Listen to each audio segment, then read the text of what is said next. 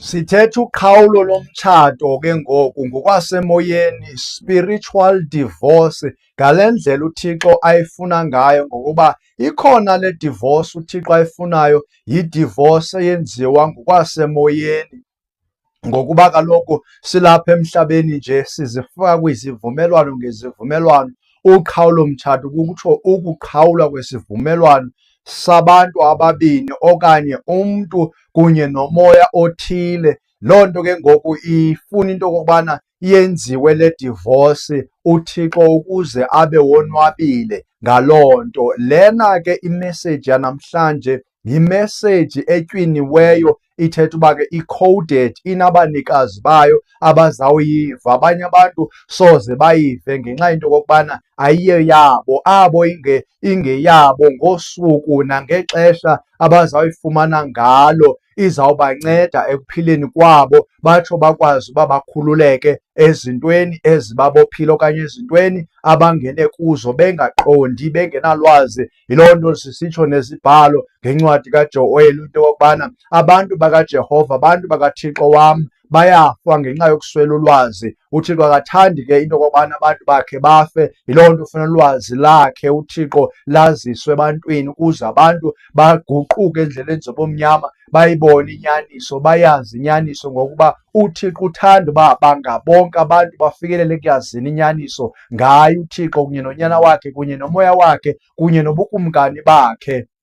Yiloo nto esithi funani tanci ubukumkani bamazulu zaye zawuthi zonke ezinye izinto zongezelelwe kuni. Neento eningazicelanga kuba uThixo uzazi zonke izinto, akho nto engayaziyo. Masingene kodabini lanamhlanje. Udaba lanamhlanje lithetha into okokubana ke siqhawula imitshato, siqhawula idivorce esiyenzayo ngoku eyasemoyeni ukuze abantu bakhululeke.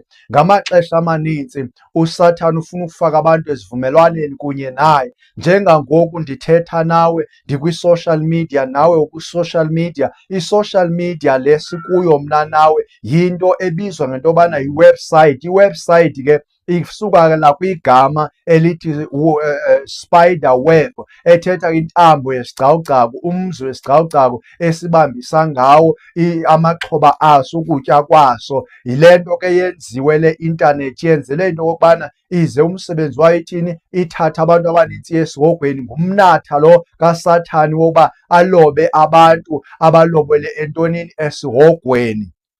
Ndithi ke kuwe, xa ungabe ujoyina i-social media, inganguWhatsApp, inganguFacebook, inguYouTube, kufuneka ama-details wakho, uba ungubani, amagama akho, uzalwe nini, yonke loo nkcukacha xa ubanika yona usuke usenza isivumelwano, usubmit i-information yakho. Uthi wakugqiba kube khona i-agreement, uthunyelwe i-agreement. Exesheni elinintsi ke abantu abanintsi abayifundi i-agreement esuke ithunyelelwe. Umntu usuke apreshe nje uba accept, agree.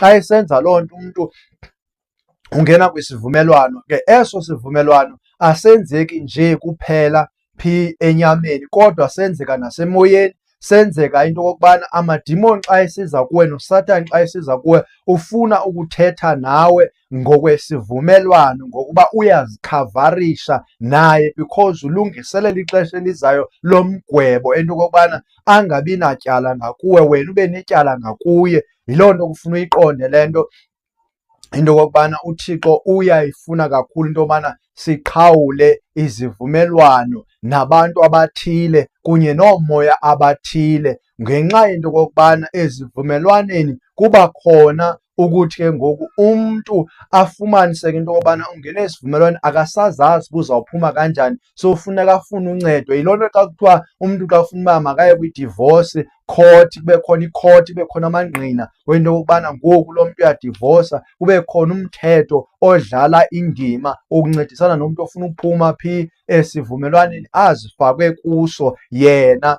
Ke ngoku abantu bakaThixo abanintsi basezivumelwaneni noSathane abangaziqondiyo uThixo afuna baphume kuzo. Yile nto sithi ke nalapha kwi-intanethi, njengoba silapha nje kwi-social media, singene ngesivumelwano, senza yonke into esiyenzayo apha kungesivumelwano. Kwaye kuSathane uyayibona igalelo esilidlalayo thina abantwana bakaThixo, ngoba le vidiyo yabantwana bakaThixo ngeyabantu abaza noThixo, ngeyabantu abafuna uThixo ukuze bancedakale. Uyayiqonda uSathane into yobana senze umsebenzi kaThixo ngale nto engazange idalelwe ukubana ize ishunyayelwe ivangeli ngayo, kuze kwandiswe umsebenzi kaThixo, ukuze kuchithwe ubukumkani bakhe uSathane ngento eyenziwe nguye. Xa silapha kwi-intanethi singabantwana bakaThixo siye sithini thina abantwana bakaThixo? Sithi simhlabe uSathane ngowakhe umkhonto namadimoni wakhe. Kodwa ke enyanisweni, yona inyaniso imsulwa, banintsi abantwana bakaThixo ababanjiweyo kule nto yale social network, ngenxa yento okokubana i-social network ispida apha okanye ikhawulezisa ubufebe, ikhawulezisa ukwenza izinto umuntu ebengenawukwazi uzenza lula, atsho azenze lula ngantoni? Ngayo le nto yale internet, because inomoya, inamadimoni ayisebenzayo, kunamadimoni angena nge-social network, kunabantu abenza izivumelwano nge-social network nemibutho yobusathani, yobuLuciferian ngayo le network, ngayo le website, ngayo le social media. Ndithi ke kuwe mntasekhaya, into eyenzekayo, baninzi abantu abazifumana apha kwi-intanethi okanye kwi-social media bethetha namadimoni beba ngabantu, because amadimoni, uSathane usenze imizimba yabantu, wenza imizimba yabantu apho kuopereyitha khona amadimoni, because la kungena idimoni liwusebenzisa umzimba njenge-warehouse apho khona likwazi ukwenza imisebenzi kaSathane. Yiloo nto ke ngofumanisa uba kunabantu abalapha abathagethe abantwana bakaThixo ababayise esihogweni, ngoba imitshato eminintsi iyaqhawuka ngenxa yantoni? Ye-social network. Ngenxa ye-social network abantu abanintsi bayafeba, ngenxa ye-social network abantu bawela ezilingweni. Yile nto ofana uyiqonde uba njengoba ulapha nje kunesivumelwano senzile ofana uba usiqhawule. Siqhawulwa njani isivumelwano? Siqhawula ngento yobana usibize sinjengoba sinjalo, uthandaze ngaso, uzahlukanise naso, usiqhawule eso sivumelwano. Ndizawuthi into endizawuyenza njengesiqhelo, ndifake lonke ilizwi endilikowutayo apha eskrinini ukwazi ukulifunda, ukuze ukwazi ukuyiqonda umongo wale nto endithetha kuyo namhlanje, uqhawulo mtshato. Uqhawulo mtshato kuthetha i-divorce ke bantu abakuthi. Ndiyanibulisa kwaye ndiyanamkela nonke nilapha nimamele ningabantwana bakaThixo. Masiyeni ke bantwana bakaThixo. Kukho apho khona uThixo esithi kuAbraham, Abraham, phuma phakathi kwabantu bendlu yakho uye kwilizwe endiza kubonisa lona.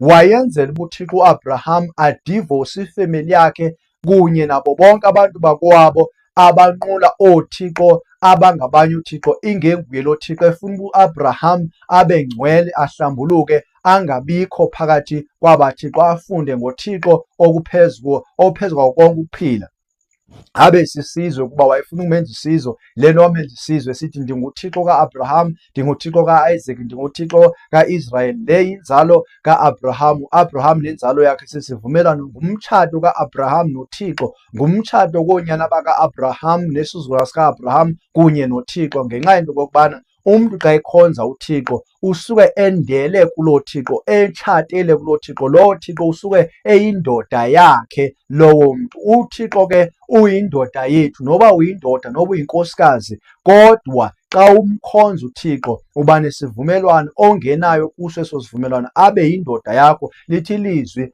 thina singutoni? Singumakoti. UYesu Kristu ngumyeni wethu, silinde umyeni wethu ozothatha ntoni? Umakoti. Sithi abo thina bantu abamamkela uYesu Kristu, abenze isivumelwano noYesu Kristu ngendlela kaYesu Kristu, athi abantu funeke bamvume phambi kwabantu, ngokuba umntu othe waba nentloni ngaye phambi kwabantu, uThixo naye unguYesu uya kuba nentloni nangaloo mntu phambi kwabawo wakhe osemazulwini. Kwaye uyawuthi umntu amvume phambi kwabantu, naye uThixo nguYesu Kristu uya kumvuma phambi kwabawo wakhe osemazulwini. Uyayibona ukuba isisivumelwano le nto inendlela efana uba yenziwe ngayo. Uyavumelana noYesu Kristu, ungene kwisivumelwano, utshate naye. Ke ngoku xa utshata noYesu Kristu unguThixo onekhwele, noJehova uthi unguThixo onekhwele. Ke ngoku xa enekhwele ufuna ungabi nabo abanye uThixo. Ngamanye amagama ungabi nazo ezinye izinto ozikhonzayo. Ngamanye amagama kufuneka ube nezinye izivumelwano nabanye oothixo.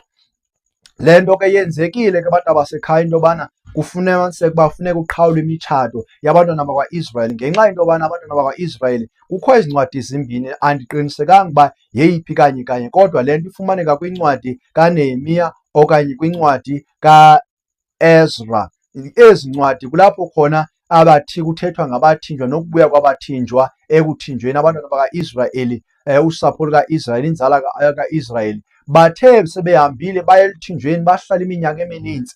Bathe sebehleli iminyaka emininzi, kwangulowo nalowo uzithathela unkosikazi kwabanye abantu bezinye izizwe, abanabanye oothixo ababakhonzayo babenza oonkosikazi babo. Bathi basawugqiba bathini? Bazala abantwana nabo. Bephula umthetho abayalile uThixo xa bephuma kwaphi e-Egypt, esithi xa nisiya ezweni laseKanani ningathatheli oonyana benu iintombi zaba bantu ndibachithayo ngenxa yezono zabo, eli lizwe libachithayo ngenxa yezono zabo. Uthi ke ningabathatheli oonyana benu oomakoti kubo. Uthi neentombi zenu ningabendiseli, ningendiselani nezi zizwe endizicima igama phambi kwenu, ngenxa yento yobana nakwendiselana nazo into eza kwenzeka kukuba nizawuthi nakuba nendiselene nazo zinifundise unqulo lwabanye oothixo, nikhonze abanye oothixo, ninqule abanye oothixo ebenikade ningabazi, mna endingengabo abo thixo. Ngoko ke ngaloo nto nawube nonile. Uthi ke ngoku into eza kwenzeka ndiza kunikhupha ndinichithe kweli lizwe njengaba bantu endibakhupha phambi kwenu. Benza kwayiloo nto ke bewela kwezo zono. uThixo wade wabakhupha ezweni lase-Israyeli wabasa ezweni laseBhabheli. Emveni koba base ezweni laseBhabhiloni, kulapho ke befike benza esi senzo. Xa bebuyayo bakhumbule izwi likaThixo, bazibone uba basephutheni. Kwabiza umhlangano kwathiwa, yizani nina nonke nithathe amantombi wezinye izizwe nabenza abafazi, nenze uqhawulo mtshato, nikhombise uba nizawunqula uThixo ngoku, niphume kwezo zinto nibagxothe kunye nabantwana babo. Benza isivumelwano phambi kwaThixo uba bazawuyenza loo nto, batsho bayenza. Yasa isivumelwano phambi kwabani? KwaThixo. Abantwana bakwaIsrayeli bezehlukanisa nabanye abantu bezinye izizwe. Ye mntakaThixo, nantsi endifuna uyazi, ekuhambeni kokukhula kwakho nasekuhambeni kwendlela yakho yokukhula, uhambe ungazi, wenza izinto ngokungazi, ungalazi ilizwi likaThixo. Yile nto ethi uThixo ufuna abantu bafike elazini ilizwi lakhe. Namhlanje uzawutsho ulwazi ilizwi likaThixo uba lithini.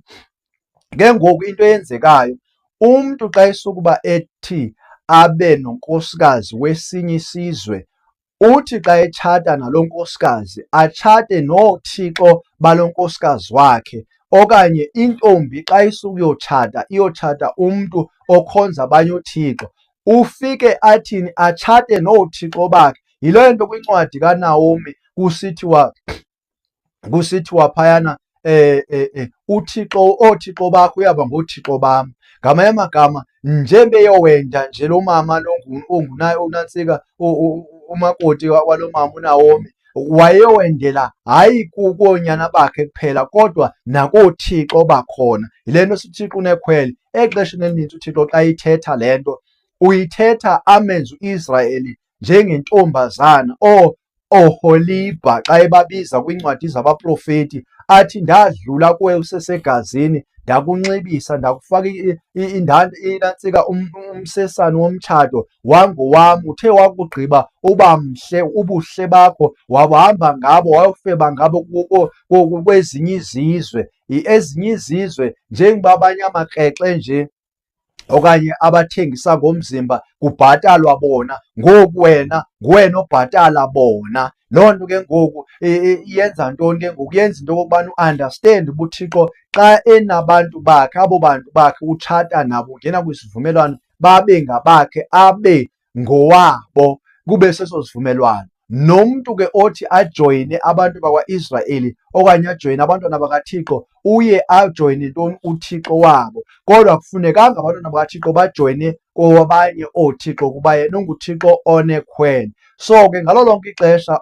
apha ekukhuleni kwakho uba neentombi, uba nabafana ohambe uqomana nabo senze isivumelwano. Awukhathali uba bakhonza Thixo baphi, awuyihoyanga, awuyinakanga loo nto, ngoba uyenza enyameni, wenelisa inyama, wenelisa intliziyo yakho, ufuna ukwenza ngokuthanda kwakho, kanti ukuthanda kwakho kuphambene necebo likaThixo. yiloo nto ke izakwenza uba ube rongo, yiloo nto izakwenza uba ungamkeleki phambi kwaThixo. Yile nto uza xa uhamba ulalana nabo bantu wenze ezi zivumelwano ufumaniseke uba wenza ngoku izivumelwano noomoya abahamba nabo namadimoni ahamba naba bantu nesivumelwano zonke zaba bantu zithi ke ngoku ungene kuzo nawe. Athi ke noSathane ngoku akwazi ungena efemelini yakho, akwazi ungena empilweni yakho. Yiloo nto umntu xa utshate naye okanye ulele naye, emveni kwaloo nto uba nalo i-legal right spiritually emoyeni into yokubana angakwazi ukuba azowenza iminikelo ngabantwana balapha ekhaya, ngabantu balapha ekhaya, anikele koothixo babo. Ngoba abanye abantu koothixo ababakhonzayo okanye babanqulayo kunikelwa ngeempilo zabantu, bafuna ukukhonzwa ngeempilo zabantu. Aba Thixo abangamadimoni, aba Thixo abazingelosi, uThixo wazigweba wazilahla, lo Sathane inyoka, le nyoka ephantsi kwamanzi. Zonke ezi zinto ezagxothwa ezizenze oothixo phezu kwabantu emhlabeni, ezilahlekise abantu, zisebantwini, zisebenza ngabantu, zisebenza phakathi kwemizimba, kuba ukuphila kusemntwini, kusemphefumlweni womntu, kulapho zifumana khona ukuphila. Zifuna igazi labantu, yiloo nto zifuna ukukhonzwa ngegazi labantu. So xa uzifaka kwezi zivumelwano, zizivumelwano ezenzeka ngokwasemoyeni, njengoba ubuzenza wena ngokwasenyameni, zenzeke ngokwasemoyeni, ezifuna into yobana uhambe uyoziqhawula kuzo. Nabo bonke abantu akwadibana nabo wenza nabo izivumelwano, abakhonza abanye uthixo, abanqula izinto ezingento, abanqula amadlozi, yonke loo nto leyo ifuna into okokubana uyijongisise, uthathe incwadi ubhale phantsi, ukhumbule, uye phambi kwaThixo utsho into yokubana ngegazi negama likaThixo uyaziqhawula ezi zivumelwano into yobana zingasaphinde zisebenze empilweni yakho. Ngokuba kwezinye inantsika uSathane utrikhi kakhulu xa kuziwa kwezivumelwano, ukwenza uba wenze izivumelwano nasebusuku ulele emaphupheni akho, uphuphe uvumelana nomntu, uphuphe usenza unantsika ukwabelana ngesondo nomntu othile okanye umntu omaziyo okanye umntu ongamaziyo. Wazi into yokubana ngokwabelana naloo mntu kusuke kukho isivumelano esenzekayo ngelo xesha, nento yoba uphuphe utshata nomntu omaziyo okanye utshata nomntu ongamazi, sisivumelwano esithile eso. Zizinto ofanele uba uzikhansele spiritually, kuba zinamandla okubhlokha impumelelo yakho, zikuvimbe ungayi ecebeni likaThixo, ungayi kule nto uThixo akudalele yona. Zikwebele, webelwa ngezivumelwano ozenzile nabantu abathile, nozenzile noothixo abathile abakhonzwa ngabanye abantu, noomoya abathile abahamba nabanye abantu. Iidimoni zihlala phakathi kwemizimba, noSathane ungena phakathi kwemizimba. Xa isiza kuwe soze eze kwifomu enguSathane, uzawuze ngumntu ukuze athi nenze isivumelwano nawe. Banintsi abantu odibene nabo kwi-social network, wathetha nabo nenze isivumelwano, nagqibela nidibana ngokwasenyameni, waba ngumtshato. Yimitshato oyitshatileyo eminintsi leyo, intona yawuzuyazi wena because wazi into yobana awukatshati ngokwasenyameni, ngokwasengqondweni yakho, ngokwase-home affairs, kodwa ngezenzo zakho ozenzile spiritually utshate noothixo abanintsi nabantu abanintsi okufanele uziqhawule kubo. Banelungelo lokwenza izinto empilweni yakho ukuba wenze isivumelwano nabo. Mnta kaThixo, le nto yakhe yenzeka naseBhayibhileni. Iyachaza iBhayibhile into okokubana kwincwadi kaJoshua into yokokubana uJoshua waqhathwa sisizwe esithile, seza kuye ngenxa yoba sivile uba uyi-Israyeli uyeza endaweni iKanana uzothatha ilizwe nezizwe zonke zaseKanana zasendaweni ejikeleze iKanana. Kwaye uThixo phakathi kwa-Israyeli, njengoba uThixo ephakathi kwa-Israyeli, uyamlwela amnqobele kwizitha zonke zakhe. Ngoku into eyenzekayo ke ngoku aba bantu baqonda boyika uThixo, bafake ukuba babe novalo, bagijima beza kubani? Beza kwaba bantu basekwa-Israyeli, bazenza abantu abasuka kude, baphatha izonke esezibolile. Besenza ntoni? Besenza isivumelwano nobani? noYoshua nabantu bakwi-Israyeli. Baphumelela kuloo nto. Bathi ke ngoku bakuba bezivezile, waqala wadana ubani? uJoshua. Kodwa kwabe benze isivumelwano phambi kwaThixo uba soze bababulale, kwanyanzeleka into yobana bangababulali, kodwa babenza amakhoboka abo, babathuthela amanzi neenkuni abo bantu beso sizwe. Mnta kaThixo, uSathane akaxakwa yindlela yento okokubana ngenza isivumelwano nawe ukuze umkhonze, ukuze abe nelungelo lokungena empilweni yakho. Ndiyakuxelela into yokubana fanele uyenze le nto yokuqhawulwa komtshato nabantu abenze umtshato nawe ngobuqhetseba. Le nto ibalulekile. Kodwa oyona divorce angayifuni uThixo yile yasemtshatweni, umtshato wendoda nenkosikazi abatshate ngendlela kaThixo phambi kwaThixo.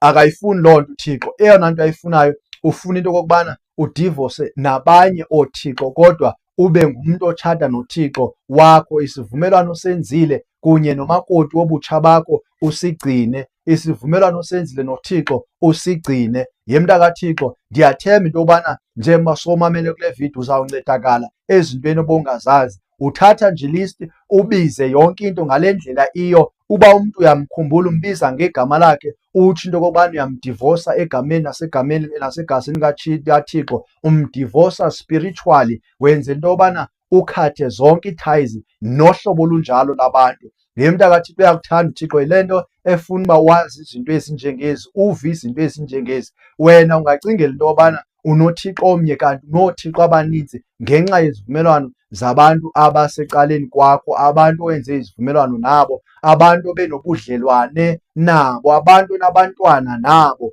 Abo bantu oothixo ababakhonzayo nawe uyabakhonza, kodwa wena ungazi. Ngokwasemphefumlweni wakho, ngomzimba wakho waspiritual, wasemoyeni, kulapho ukhonza khona aba thixo, ngoba unesivumelwano naba thixo. Xa beqalekisa nawe bayakuqalekisa, xa besikelela nawe uyasikeleleka. Loo nto kuyiyo uThixo akayifuni ke loo nto. Yile nto esithi kuAbraham makaphume phakathi kwabo bantu. Loo nto neencwadi zabapostile zisixelela into yobana masiphume phakathi kwabantu belizwe, sifune izinto zaphezulu, izinto zikaThixo wethu, izinto zenkosi yethu uYesu Kristu, amandla wenkosi yethu uYesu Kristu, impumelelo yenkosi yethu uYesu Kristu, iintsikelelo zayo. YemntakaThixo, ndikunikela ithuba loba vuma uYesu namhlanje usindiswe, enzele uba ube nesivumelwano noThixo ophilayo, ube nesivumelwano noThixo nguJehova, ngoba isivumelwano esiba naso sesokuvuma uYesu Kristu. Wavuma uYesu Kristu uba nesivumelwano nomtshato kunye noJehova. Ngaloo ndlela ke utsho ube ngumntwana kaThixo. Ngaphandle kwaloo nto asoze ube ngumntwana kaThixo. Yile nto lisithi ilizwi kwincwadi kaYohane,